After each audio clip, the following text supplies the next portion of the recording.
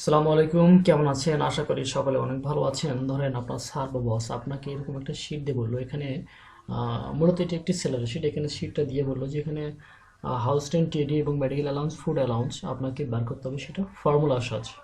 অনেকে আমরা করি কি, অনেকেই আমরা এটাকে ঠিক একটা একটা করে বার করতে চাই বা বার করি। এটা কিন্তু আমাদের অনেক সময় প্রয়োজন।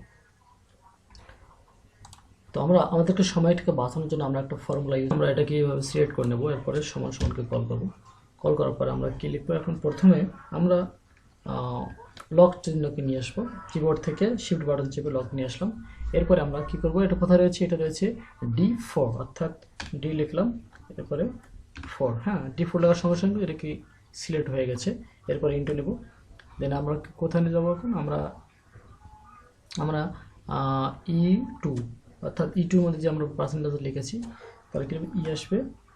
এরপরে আবার লক চিহ্ন নিলাম, এরপরে 2 এন্টার দিয়ে দিলাম। এখন আমরা এইভাবে মাউসের পয়েন্টারটা টেনে এইভাবে নিয়ে নিলাম। দেন এরপরে নিচের দিকে আমরা নিয়ে আসবো। দেখেন অলরেডি কিন্তু আমাদের কাজ হয়ে গেছে।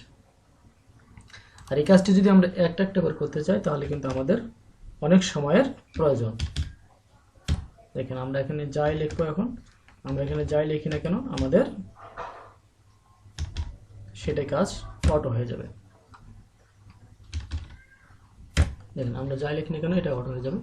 এখন আমরা যেটা আমাদের টোটালটা বিষয়টা, আমরা টোটালটা করবো কীভাবে? টোটালটাও কিন্তু আমরা যোগের আমরা অনেক ফর্মুলা জানি, যোগ করার অনেক ফর্মুলা রয়েছে।